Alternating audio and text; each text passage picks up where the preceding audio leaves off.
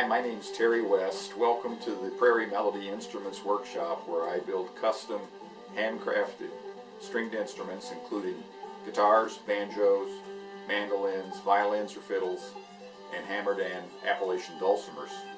Today I thought we would go through the process of a unique and distinctive style of inlay for musical instruments that I learned from Grit Laskin. This features portraitures and realistic artwork rather than abstract artwork.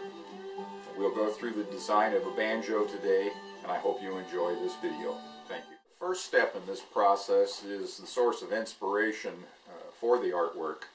Generally, when I'm working with clients, I try to find out what it is that inspires them, important people or relationships in their lives, heroes, things they're passionate about, whether it be music or literature, artwork, or just hobbies. On this particular instrument, which will be my own banjo, I'm going to use for inspiration a painting by Henry O. Tanner, a 19th century painter of American realism. The painting's titled The Banjo Lesson, and we'll go through that process now of taking selected components of that artwork to arrange onto a banjo neck, and I'll show you how I incorporate photographs to do that, including the individuals that will be represented in this painting or artwork. This is the painting by Tanner that is the artistic inspiration for this banjo. It will be both inspirational in its content and its artistic style. I cannot duplicate this painting, but I will use it as the inspiration and meaning of my inlay design. I will use photos of both living models and family photos to accomplish this. The two individuals will be portrayed by my grandfather and myself at the age of 8. This design represents the passing of knowledge to future generations. Inlay art on an instrument neck is almost like looking through a keyhole in a door. The design will need to be stretched vertically to become more inclusive and also to give perspective and depth.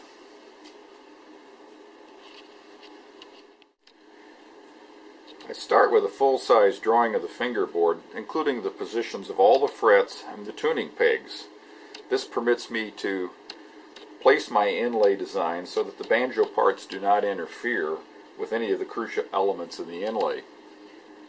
Imagine how a face would look with a fret wire or a tuning peg running across the center of it.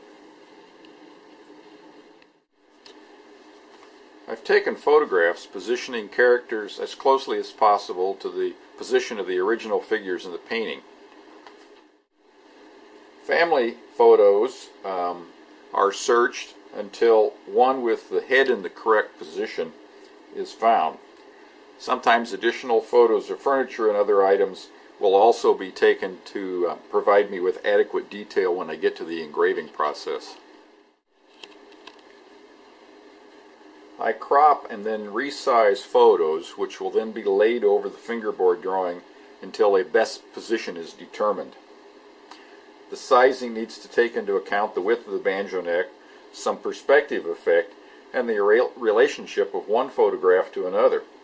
This process took 4.5 hours. I moved the principal figures to fit spaces available on the neck. The main focus here is to get a layout of all the major parts and give me a visual concept. I frequently rearrange things, moving parts to different locations. Because the neck is narrow and long, the original painting has had to be shifted to a more vertical view. I've rearranged the figures, moved the background material to behind the characters to give me more of a story and also some perspective. I have also taken items in the foreground and moved them down the neck of the banjo, again to give me more perspective. I will add some areas to suggest a fireplace, hearth, and flooring, which will give me additional perspective.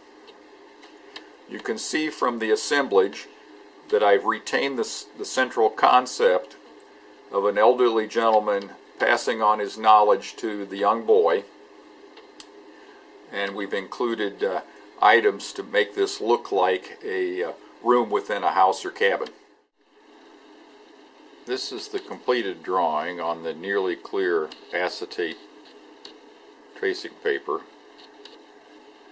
with each piece clearly outlined. I must ensure as I do this that each and every piece is completely outlined with a nice firm but fine line, as these will become the exact patterns for my cutting of the inlay pieces. I've now photocopied multiple times this tracing paper to produce the exact patterns for my inlay pieces. Each piece is labeled with a number or letter.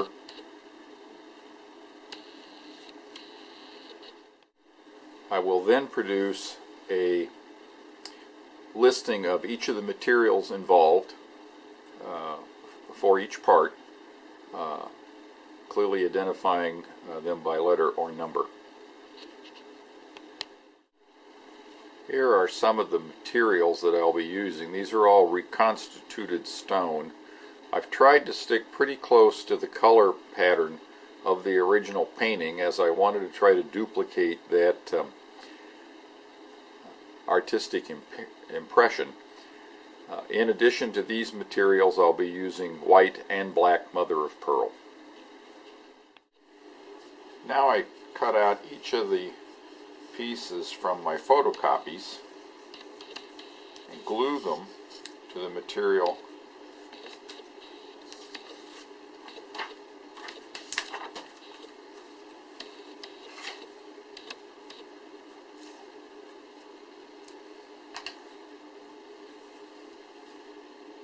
using just yellow carpenter's glue.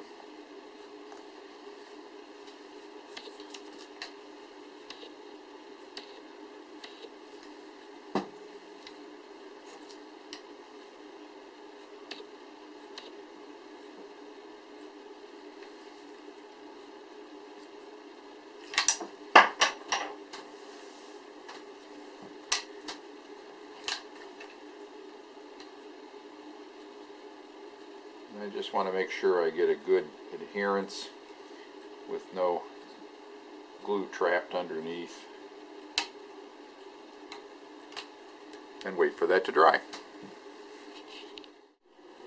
Cutting tools: use a jeweler's fret saw with a #1 blade, a V-block or bird's beak. I like to use a headset mounted magnifying system, and I also like to employ an aquarium pump fitted with a long hose and taped to the finger of an old glove to blow the dust away as I'm cutting. Now I'll show you a little bit of cutting.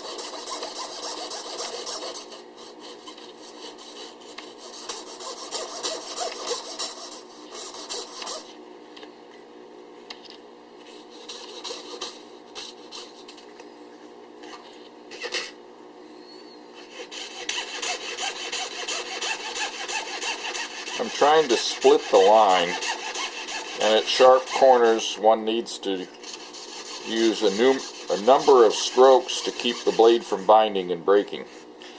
Now, rather than bore you with cutting out what might even be 100 pieces, the remainder of the cutting process will be shown in time-lapse photography.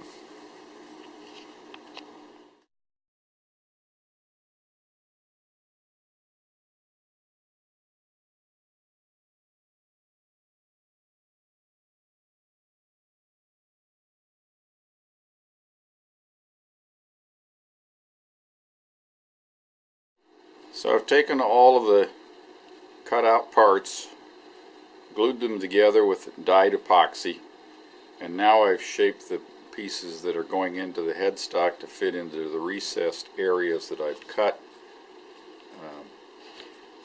to the depth of the narrowest material. The same will happen with the pieces for the fingerboard. They'll need to be sectioned to fit between the fret wires, maintaining the design throughout the length. Here's the neck with the inlay pieces fitted in and binding attached. And now we're ready to start engraving. We're now ready to start engraving. The tools required include a number 6 finely sharpened pencil, a set of calipers to do our measuring from, and the graving tool, and of course the head visors. I've produced a very clear photocopy of the sized photograph on photo paper to do my measurements from, and also an enlarged image as a reference for details that are hard to see in the smaller picture.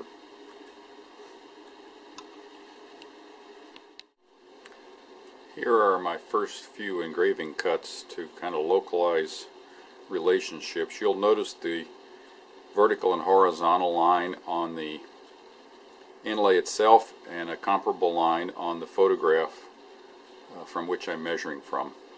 The remainder of the engraving now will be done in time-lapse photography.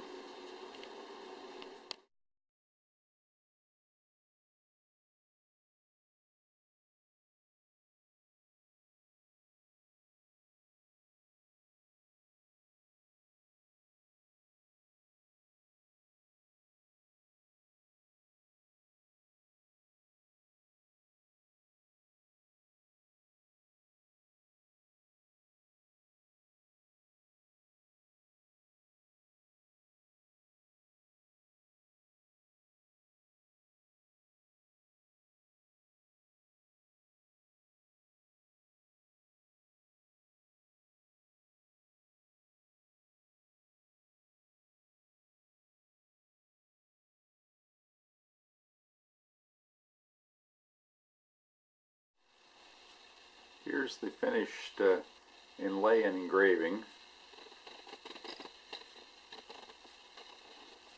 I have approximately 60 hours in this whole project.